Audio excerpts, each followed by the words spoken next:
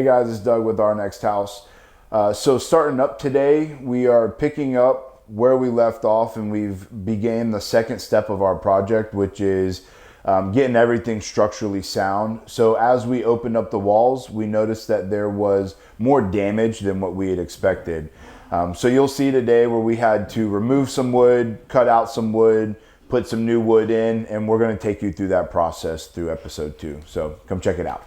So you'll see here, this is where the kitchen sink was. This is the area that we were opening up. And as we got it open, we noticed that all of the 1x4 base had been completely rotted out, as well as all of the MDF board that was down for the floors.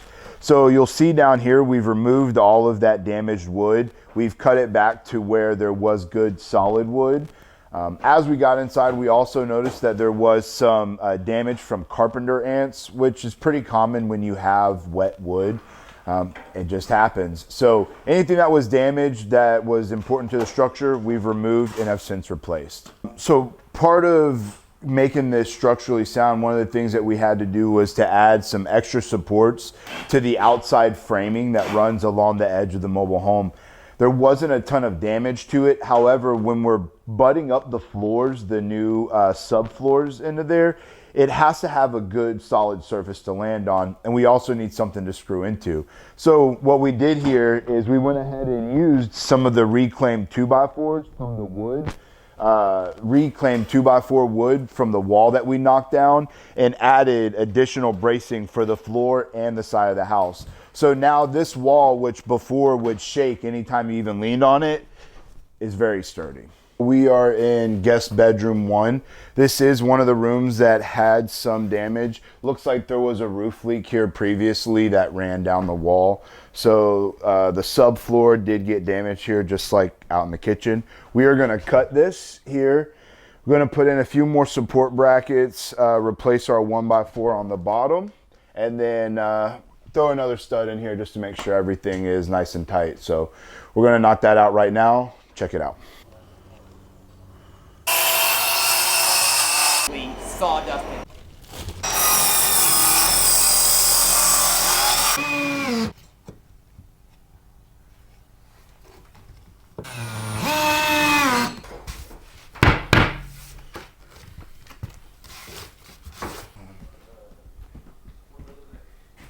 Solid like a rock.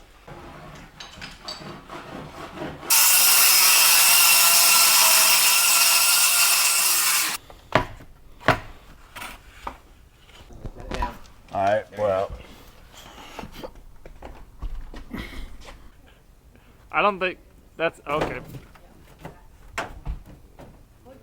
Well, since Alina didn't want to get up here on the roof, it's only me and Moose doing the breakdown of what's going on up here. So the actual panels on these roofs will last longer than you and I will probably be alive. However, you start getting failures at all these places where the sealant used to cover the screws goes bad. Also, everywhere where there are intrusions into the roof for vent stacks, we're getting leaks. So instead of trying to patch this up, what we're gonna do is take all of these old panels off and put a new 26 gauge aluminum roof all over the whole roof, and just make all the structure good, and it'll look awesome too. So we're gonna add about a foot of overhang off of each side. It'll give it more of a updated feel from the outside as well. So you're gonna see a huge change here, and it's gonna make a huge difference inside of the house as well. Every time Doug hits a wall, I feel the house like, well, now my foot's stuck. You got him. All right. So you guys recognize this as the master bedroom. Once we got all that big furniture out, we did find some soft spots in the floor here. We did replace that and then covered it with a 1/2 inch, just like the rest of the house. Once we got into removing the old cabinets in the master bathroom area, we really felt like this space was not used to its max potential. We really don't need the additional closet because it was kind of small as it was. And then we found that this dead space here housed the old water heater.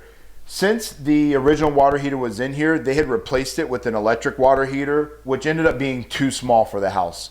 So we're going to reroute this plumbing back over to the other side and add a new electric water heater that'll handle all of the faucets in all of the showers and even their laundry running. So it's the right thing to do. And it'll also give us a ton of space here to have extra cabinets and maybe even a vanity. Oh man, so realistically this is a small area in here, but once we got to opening up the floor, we had some soft spots around here.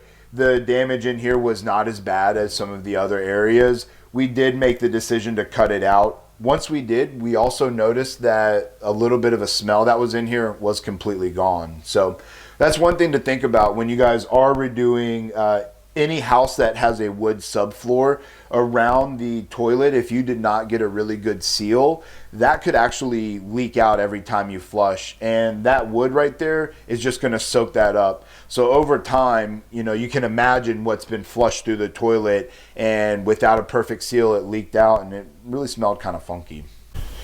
So the way that this was, these were the two original studs, and when we replaced the lower portion of it, there was only a little bit of wood damage here, so we cut this back and put a block underneath it.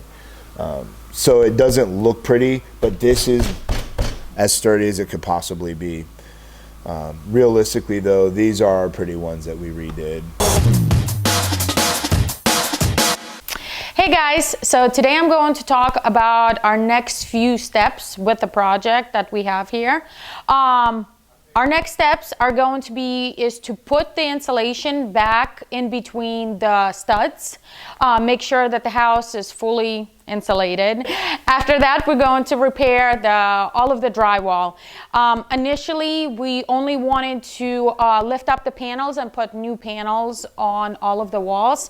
However, we think it'll be best not only for the look of the property, but to secure it and to insulate it even more is to go ahead and rip all of the old paneling and get it replaced with 1/4-inch drywall. As you can see, areas like this will need insulation, and then our drywall will go over. All right, so recap, where we're at right now is we've got the floors resecured, we've got new subfloor over top of all the old subfloors. We've replaced all the studs that needed to be replaced and secured and blocked off, as well as sealed all of the windows that were removed. Also working on getting the inside of the house ready for the next steps inside. So check in with us, tune in for the next episode. We can't wait to show you guys what we got going on up there.